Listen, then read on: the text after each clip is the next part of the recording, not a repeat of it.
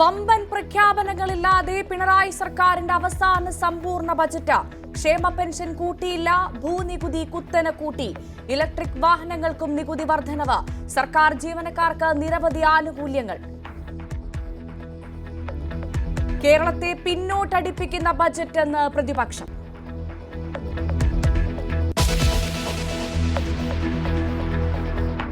പാലക്കാട് എലപ്പുള്ളിയിലെ ബ്രൂവറിക്ക് CPIയുടെ വെട്ട്. ഒയാസിസ് കമ്പനിയുടെ ഭൂമി തരം മാറ്റാപേക്ഷ റവന്യൂ വകുപ്പ് തള്ളി. ഭൂമിയിൽ നിർമ്മാണം പാടില്ലെന്നും കൃഷി ചെയ്യണമെന്നും നിർദ്ദേശം. ഘടകകക്ഷികളുടെ എതിർപ്പിൽ അതൃപ്തി പരസ്യമാക്കി എക്സൈസ് മന്ത്രി. മുന്നണിക്കുള്ളിൽ ഇതിനെതിരായിട്ടുള്ള അഭിപ്രായ വ്യത്യാസമൊന്നുമില്ല. അങ്ങനെയൊക്കെ എന്തും പറയാനുള്ള ലൈസൻസ് ഉണ്ടെന്ന് ഏതെങ്കിലും ഒരു പാർട്ടി വിചാരിക്കുന്നത് ഞാൻ കരുതുന്നില്ല.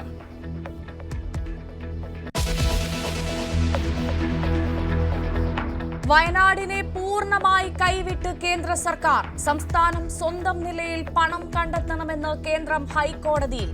കേന്ദ്ര സഹായത്തിന് കാത്തിരിക്കരുതെന്ന് ഹൈക്കോടതിയും. ആദ്യഘട്ട പുനരധിവാസത്തിന് ബജറ്റിൽ 750 കോടി രൂപ വകയിരുത്തി ധനമന്ത്രി.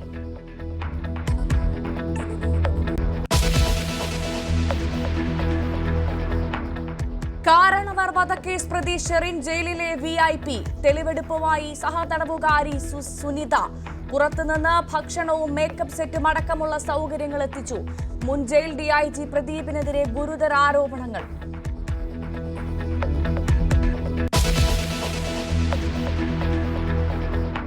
വാളയാർ കേസിൽ കുട്ടികളെ ബലാത്സംഗം ചെയ്യാൻ കൂട്ടുനിന്നത് അമ്മയെന്ന് CBI ഹൈക്കോടതിയിൽ. കുട്ടികളുടെ മുന്നിൽ വെച്ച് ഒന്നാം പ്രതിയുമായി ലൈംഗിക ബന്ധത്തിലേർപ്പെട്ടു.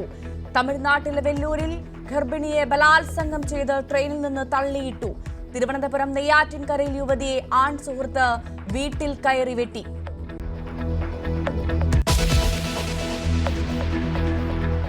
നെടുമ്പാശ്ശേരി വിമാനത്താവളത്തിൽ തുറന്നിട്ട മാലിന്യക്കുഴിയിൽ വീണ 3 വയസ്സുകാരന് ദാരുണാന്ത്യം. മരിച്ചത് രാജസ്ഥാൻ സ്വദേശികളുടെ മകൻ റിദാൻ രാജു. കേസെടുത്ത് നെടുമ്പാശ്ശേരി പോലീസ്. അപകടമുണ്ടായത് പൊതുജനങ്ങൾക്ക് പ്രവേശനമില്ലാത്ത സ്ഥലത്തെന്ന് സിയാൽ.